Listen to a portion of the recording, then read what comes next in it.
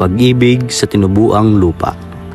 Love for One's Homeland is a poem written by Hero Andres Bonifacio.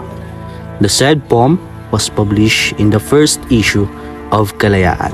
The poem exhorted Filipinos to join the crusade to achieve real Philippine independence. The poem Pag-Ibig sa Tinubuang Lupa was a composition of Andres Bonifacio, regarded as the father of the Philippine Revolution, for he led the Philippine revolutionaries in asserting, defending the Filipinos' right to liberty from the Spanish rule. Andres Bonifacio, born November 30, 1863, Manila. Died May 10, 1897 in Mount Buntis, Philippines. Philippine patriot, founder and leader of the Nationalist Katipunan Society, who instigated the revolt of August 1896 against the Spanish. Bonifacio was born of poor parents in Manila and had little formal education, and working as a manager and warehouse keeper before becoming involved in revolutionary activity. He was, however, well-read. Unlike the nationalist poet and novelist Jose Rizal, who wanted to reform Spanish rule in the Philippines, Bonifacio advocated complete independence from Spain. In 1892, he founded the Katipunan in Manila, modeling its organization and ceremony on that of the Masonic order. The Katipunan at first grew slowly, but by 1896, it had an estimated 100,000 members and branches not only in Manila, but also in Central Luzon and on the islands of Panay, Mindoro, and Mindanao. Its members were mostly workers and peasants. The urban middle class supported reform rather than revolution. This passionately written work of Bonifacio was one of his contributions to the Filipinos awakening from their ill-fated flight back then. Moreover, this particular poem was likely based on his life experiences among fellow Filipinos, since in reading the poem, one would notice that Bonifacio wrote his sentiments about the Filipinos. One of those sentiments, or the major sentiments at that, was the Filipino lack of nationalism. Such sentiment of him is stated blatantly and explicitly in the opening verse of his poem. To be sure, he thought that Filipinos has lost their sense of pride of being Filipinos. In response, he provoked that emotions as well as the intellect of Filipino populace to feel inside them more or so. Realize among themselves that there is no other country for them but the Philippines, adding that they should appreciate and love their country more than anyone else, since there are no other people who can give love and appreciate their country except the countrymen themselves, the Filipinos themselves. As had Bonifacio, who zealously showed his love and patriotism to his motherland. With this, Bonifacio further implicitly asserted that nationalism must come from within and not from any other or from elsewhere. For nationalism is supposed to be inherited and not acquired.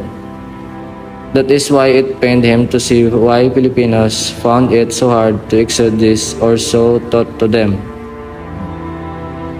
Bonifacio's poem can be summed up to this: the loss of nationalism is tantamount to the loss of country as well as, and importantly, the people identity. He means about ang pag-ibig sa tinubuang lupa, or in English, the love of one's homeland is that the homeland of his country and home of his fellow countrymen will be on his heart, because he loves his country, so he want to make the country free to Spaniards. So he need to lead the Filipinos to fight against Spaniards to free our homeland.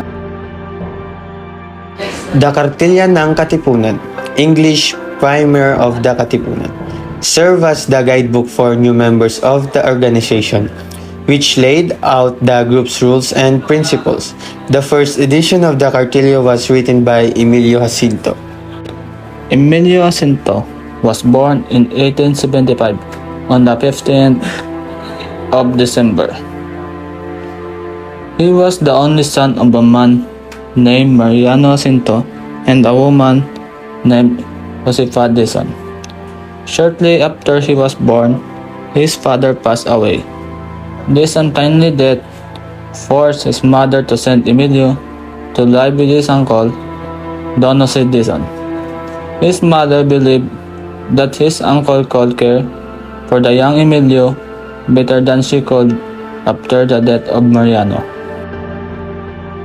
Historical background of the document.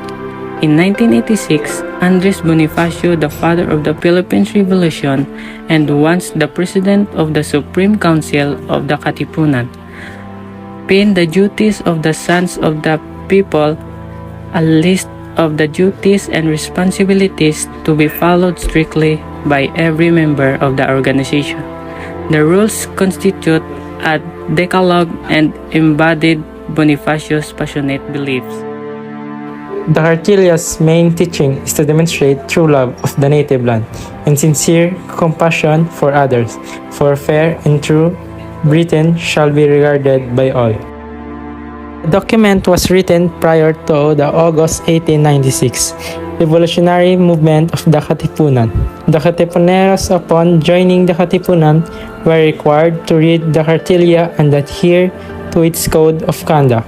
The factors that Emilio Jacinto considered in writing the document were to make sure that members of the society has the quality of a Katipunero.